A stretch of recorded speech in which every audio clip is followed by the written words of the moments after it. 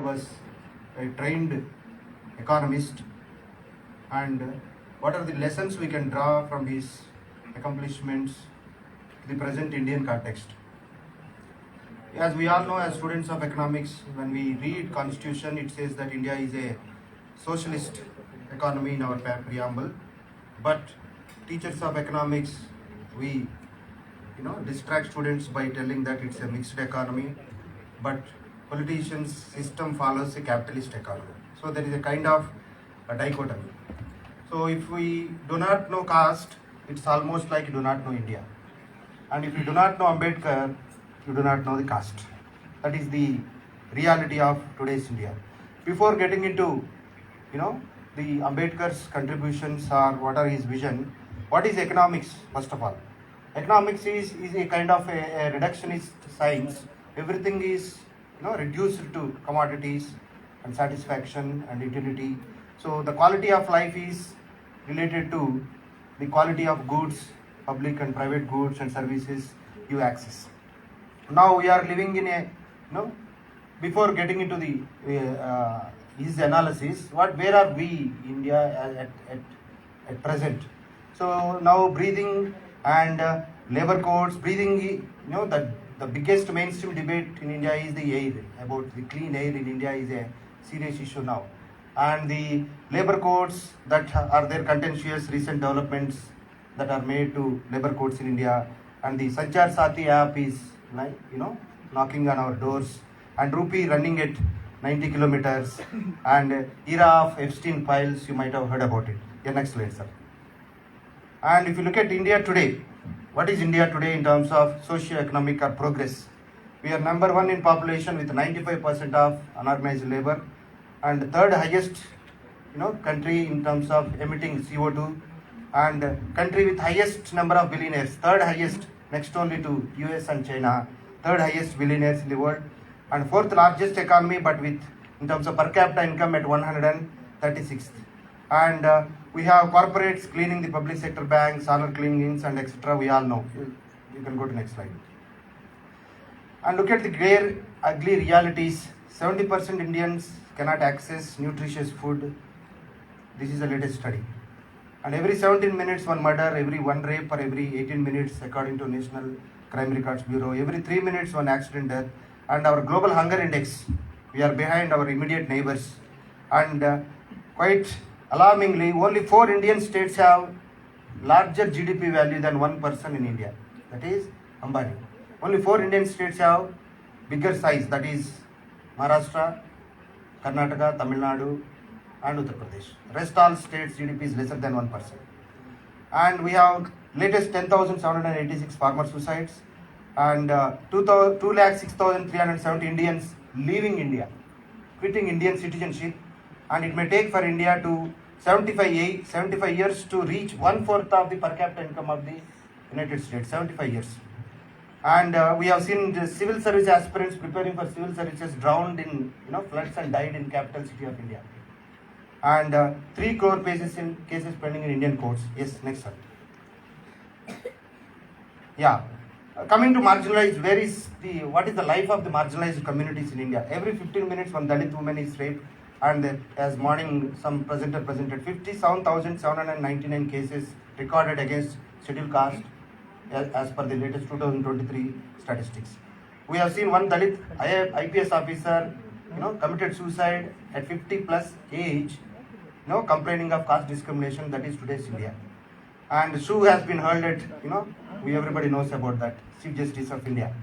And Dalit tribals are united publicly with very little fear and punishment. And 20 dowry deaths in India and bride burnings per day in India. Yes, sir. Coming back to economic status, scheduled caste, scheduled tribes, look at monthly per capita expenditure as per Household Consumer Expenditure Survey 2024. If it is overall 4,000 plus, general category is 4,600 rupees per month per head, scheduled caste is 3,800, and scheduled tribes is 363 rupees in rural, and urban is also same. See the glare difference between the general category monthly spending and scheduled caste, scheduled tribes spending monthly. Next. And coming to health.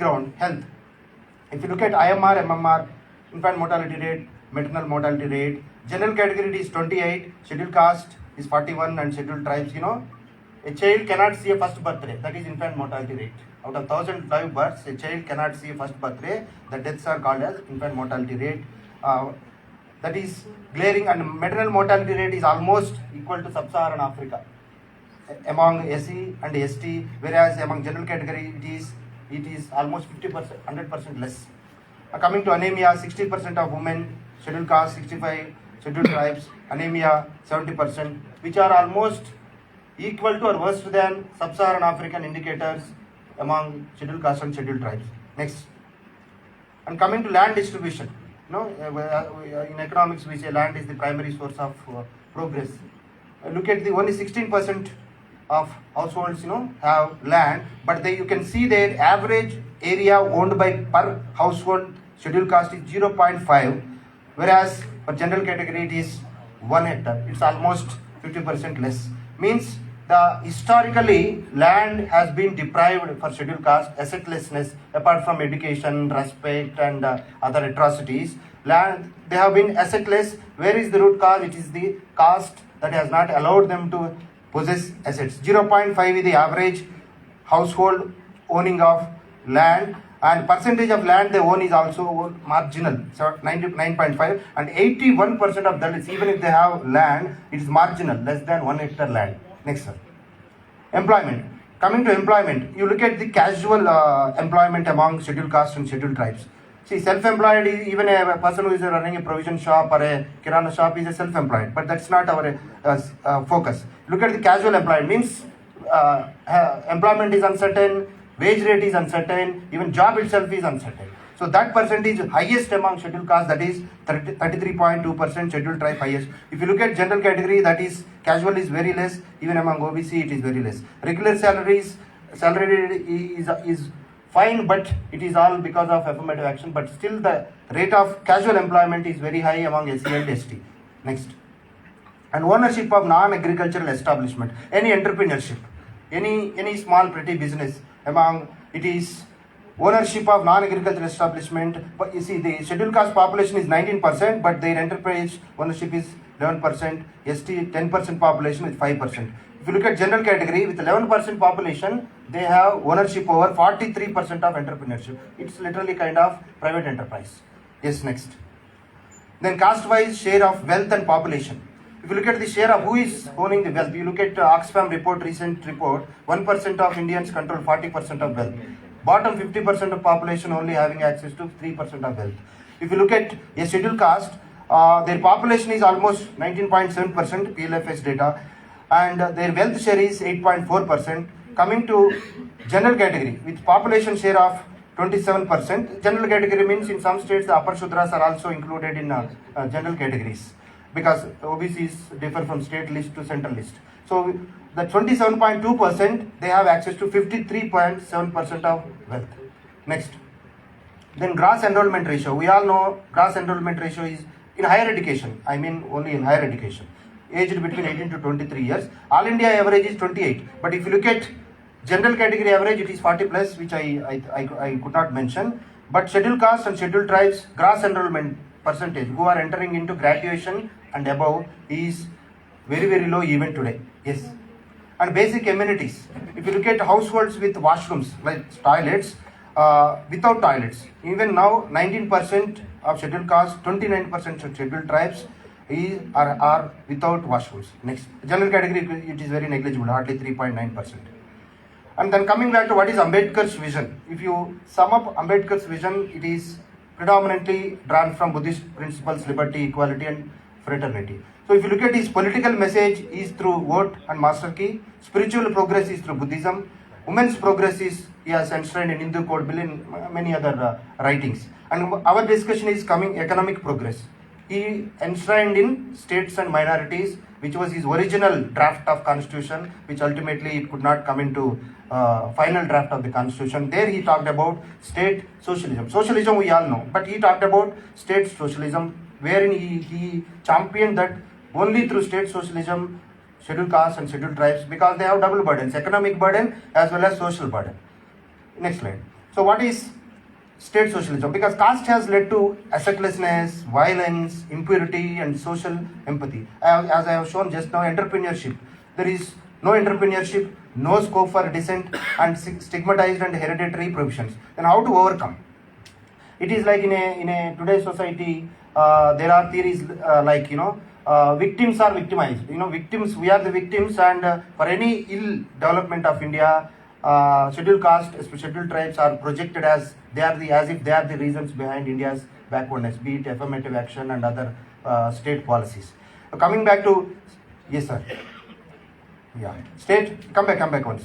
Reservation was not actually Ambedkar's first choice. There were many policy suggestions he mentioned through states and minorities. Reservation as an imposition, it came later. He championed nationalization of land, regulation of private sector, caste. He talked about, before going into class, we have to talk about caste, because caste is an enclosed class. Next. So education, he championed common education system, like there should not be any CBSE, ICSE, central schools. He also championed English medium education, urbanization, because education is among the core principles of Ambedkar, not only among deprived classes but also among women.